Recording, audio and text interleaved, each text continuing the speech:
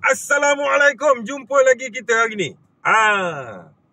Hari ni kita dapat berita tergempar bahawa Yusof Rawateh dapat full acquitted daripada mahkamah. Maksudnya dia dibebaskan sepenuhnya daripada tuduhan memiliki dadah dan pistol tu. Apa? Hebat Yusof Rawateh ni. Pasal apa? Aku pun tak dapat macam tu. Aku dapat di NAA setahun kemudian, buka balik seminggu lepas dapat DNA yang pertama.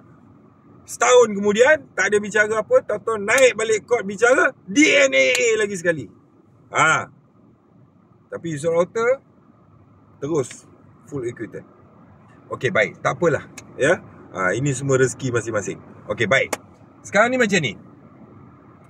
Bila dikatakan dia dibebaskan full acquitted macam ni, persoalan yang timbul sekarang ni, kereta dia dan dia tu sendiri tak ada kaitan dengan dadah dan pistol tu. Tapi pistol dan dadah tu dikatakan berada dalam kereta dia. Baik. Soalan yang timbul sekarang, mesti ada orang yang bertanggungjawab terhadap dadah dan senjata api tu.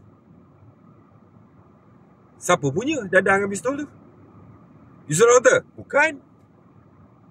Tapi dalam kereta Yusof Rawateh, kereta Yusof Rawateh juga tidak terlibat. Didapati tidak terlibat. So macam mana sekarang? Apa pun tahniah Yusof Rawateh, ya. Cuma aku nak tengok kat sini. Benda pertama aku nak tengok, first, Anwar Ibrahim minta immunity, gagal dan dia pergi ke rayuan, dia berjaya dapat penangguhan. Okey, tiba-tiba Yusof Rawateh dapat full acquitted. Apa yang aku nak faham, apa yang aku faham dan sebagai critical thinker punya orang macam aku ni, jangan ada deal ya. Kalau ada deal, kau memang Faraj bonda. Bahasa lapik dia Faraj bonda lah ya. Tapi kalau tak ada deal, gua respect sama lu lah Yusof Rawateh. Fight sampai habis. Serupa jebat neraka. Fight sampai habis. Kita tak salah, kita fight sampai habis. Baru betul-betul gentleman. Jangan takut. Okey, baik. Yang kedua, as a ex-serviceman, very good experience on security and safety for VIP, aku melihat apa yang berlaku pada hari ini tentang keputusan Yusof Rawateh full acquitted ni adalah sebagai salah satu benda yang kena difikirkan tentang sudut keselamatan Yusof Rawateh.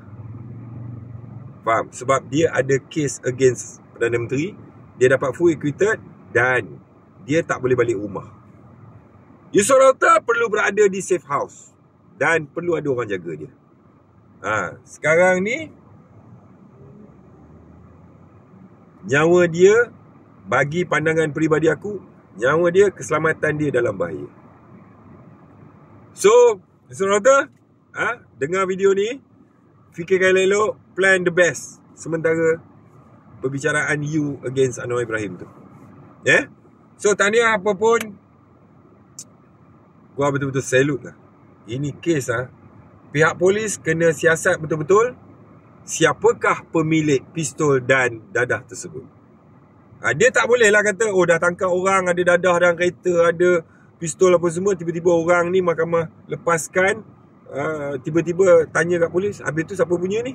Close ke lah. Tak boleh close. Kena cari sampai dapat siapa punya dadah tu sebenarnya.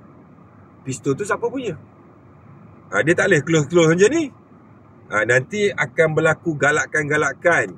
Contohlah ya, kalau ianya adalah sebuah perbuatan sabotaj, nanti akan berluasa lah kes-kes yang macam ni. So, hidup berakal, mati jangan berantu. Fikir-fikirkan. Sekian, wassalam. Tahniah bro.